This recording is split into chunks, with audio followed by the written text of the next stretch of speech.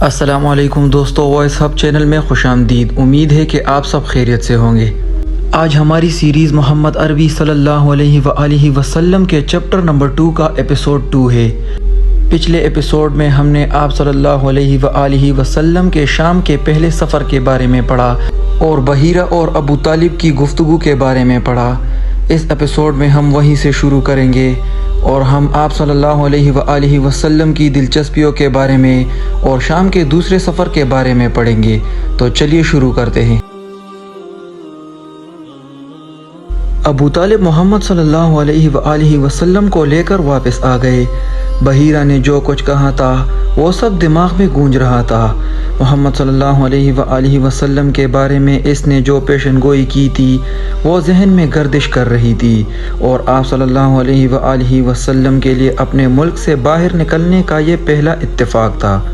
واپس ہوئے تو اس طویل سفر کے دوران آپ صلی اللہ علیہ وآلہ وسلم نے جو کچھ دیکھا تھا ذہن میں تازہ کرتے رہے، لوگوں سے جو کچھ سنا تھا اس پر غور کرتے رہے۔ آپ صلی اللہ علیہ وآلہ وسلم نے بڑے بڑے ریگستان اور اونچے اونچے پہاڑ دیکھے تھے، ہرے بھرے چمنستان اور پھلوں سے لدے ہوئے باغ دیکھے تھے، طرح طرح کے نشیب و فراز طے کیے تھے، مختلف شہروں اور بستیوں سے گزرے تھے۔ ان سے متعلق لوگوں میں جو گفتگویں ہوئی تھی، ماضی اور حال کے بارے میں جو باتیں ہوئی تھی، سب آپ صلی اللہ علیہ وآلہ وسلم نے توجہ سے سنی تھی۔ آپ صلی اللہ علیہ وآلہ وسلم کو ایسے لوگ بھی ملے جو انہی چیزوں کو پوچھتے تھے جن کو آپ صلی اللہ علیہ وآلہ وسلم کی قوم پوچھتی تھی۔ ایسے لوگ بھی نظر آئے جو آسمانی کتابوں کے احکام پر عمل پیرا تھے۔ یہ بھی سننے میں آیا کہ کچھ لوگ آتش پرستی میں مگن ہیں۔ ایسے لوگ بھی ہیں جو پتھر کی مورتی کے حضور عبادت کی رسوم ادا کرتے ہیں اور بندگی کے آداب بجا لاتے ہیں۔ کچھ لوگ ہیں جنہوں نے اپنی نکیل یہودی علماء کے ہاتھ میں دے رکھی ہے، جو کتاب الہی کی منمانی تعویلیں کرتے ہیں اور اپنے جی سے شریعت بناتے ہیں، اور کچھ لوگ ہیں جو عیسائی پادریوں کے اشاروں پر چلتے ہیں، جنہوں نے غیب دانی کا ڈھونگ رچا رکھا ہے۔ اس اندھیرے میں، ہاں اس گٹا ٹوپ اندھیرے میں محمد صلی اللہ علیہ وآلہ وسلم ایک ایک چیز کا جائزہ لیتے، غور و فکر کرتے، افکار و خیالات کا سلسلہ بن جاتا اور دیر تک اسی عالم میں پڑے رہتے۔ رہ رہ کر آپ صلی اللہ علیہ وآلہ وسلم سوچتے، کس کی راہ ٹھیک ہے اور کس کی غلط، کون حق پر ہے اور کون باطل پر، حق کہاں ہے اور وہ ہے کیا۔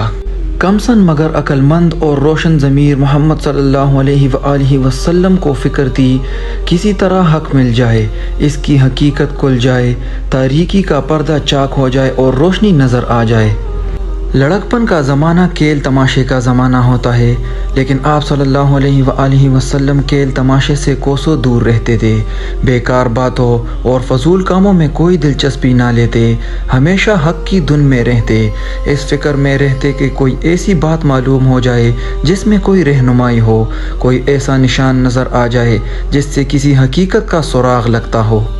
گھرانے والوں کے ساتھ عکاظ، مجنہ اور ذی المجاز بھی جاتے۔ یہ عرب کے مشہور بازار تھے جو مکہ کے آس پاس ہی لگتے، پھر لگتے بھی حرمت کے مہینوں میں جن میں جنگ و خون ریزی حرام ہوتی ہوئی جنگیں رک جاتی، انتقام کے بھڑکتے ہوئے شعلے بجھ جاتے، اور یہ حرمت کے مہینے 4 تھے، ذی القعدہ، ذو الحجہ، محرم اور رجب۔ ان بازاروں میں ہر قسم کی چیزیں بکتی، بیرونی ملک سے بھی سامان آتا اور فروخت ہوتا۔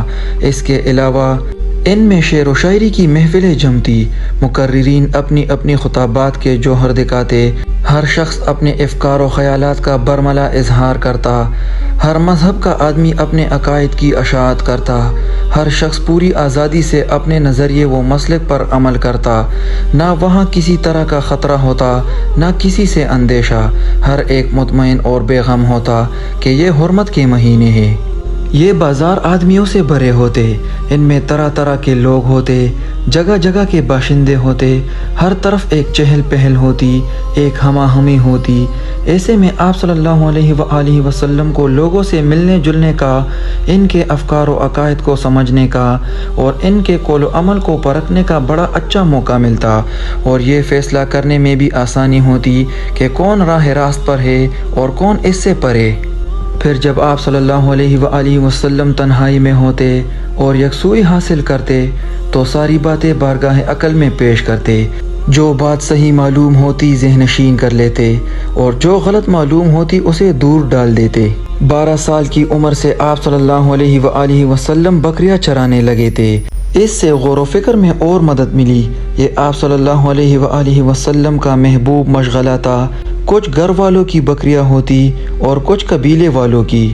ان کو لے کر آپ صلی اللہ علیہ وآلہ وسلم دور ٹیلوں اور میدانوں کی طرف نکل جاتے جہاں بکریوں کو آزادی سے چرنے کا موقع ملتا اور آپ صلی اللہ علیہ وآلہ وسلم کی روح کو پرسکون اور پرکیف فضا میسر ہوتی۔ وہاں فکر و نظر اور غور و تدبیر کے لیے آپ صلی اللہ علیہ وآلہ وسلم کے سامنے ایک وسیع میدان ہوتا۔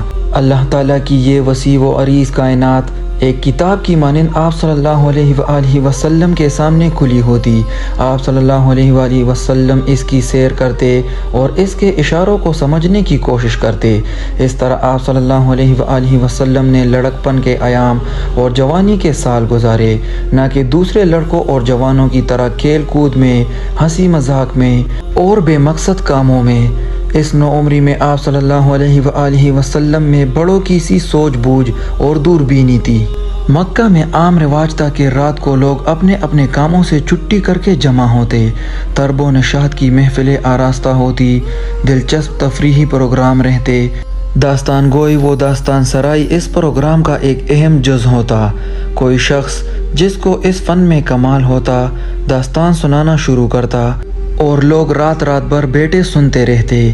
یہ گویا اس زمانے کا کلچرل پروگرام تھا۔ ایک ساتھی نے آپ صلی اللہ علیہ وآلہ وسلم کو بھی ابھارا اور کہا، محمد ایک رات تم بھی اس محفل کا لطف اٹھاؤ۔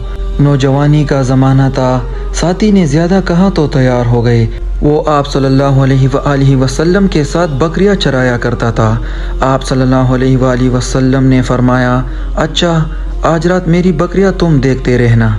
اور پھر اس تفریحی پروگرام میں شرکت کی غرض سے آپ صلی اللہ علیہ وآلہ وسلم آبادی کی طرف چل پڑے۔ راستے میں کسی گھر سے گیت کی آواز آ رہی تھی۔ آپ صلی اللہ علیہ وآلہ وسلم ٹھہر کر سننے لگے۔ کچھ دیر میں نیند آ گئی اور سو گئے۔ آنکھ کھلی تو دن چڑھ چکا تھا، سورج کی گرمی میں تیزی آ چکی تھی۔ آپ صلی اللہ علیہ وآلہ وسلم ساتھی کے پاس لوٹ آئے۔ ساتھی نے دیکھتے ہی پوچھا، کہو محمد رات کیسی گزری؟ آپ صلی اللہ علیہ وآلہ وسلم نے فرمایا، کیا بتاؤں، جا رہا تھا کہ راستے میں ایک جگہ گیت گانے کی آواز آئی۔ گیت بڑا سہانا تھا، آواز بھی بڑی رسیلی تھی۔ سوچا کہ تھوڑی دیر اسے بھی سن لوں پھر جاؤں، مگر بیٹا تو نیند آ گئی۔ پھر آنکھ کھلی تو صبح ہو چکی تھی۔ دوسری رات ساتھی نے پھر اکسایا، دیکھو آج یہ موقع ہاتھ سے نہ جانے پائے۔ چنانچہ آپ صلی اللہ علیہ وآلہ وسلم پھر روانہ ہو گئے۔ دوستو اسی کے ساتھ ہمارا آج کا ایپیسوڈ ختم ہوتا ہے۔ اگلے ایپیسوڈ میں ہم اسی کہانی کو آگے بڑھائیں گے۔ امید ہے آپ کو یہ ایپیسوڈ اچھا لگا ہوگا۔ اگر آپ نے ابھی تک ہمارے چینل کو سبسکرائب نہیں کیا تو پلیز ہمارے چینل کو سبسکرائب کریں اور بیل آئیکن کو دبانا نہ بھولیے تاکہ آپ کو لیٹسٹ ویڈیوز مل سکے۔ شکریہ۔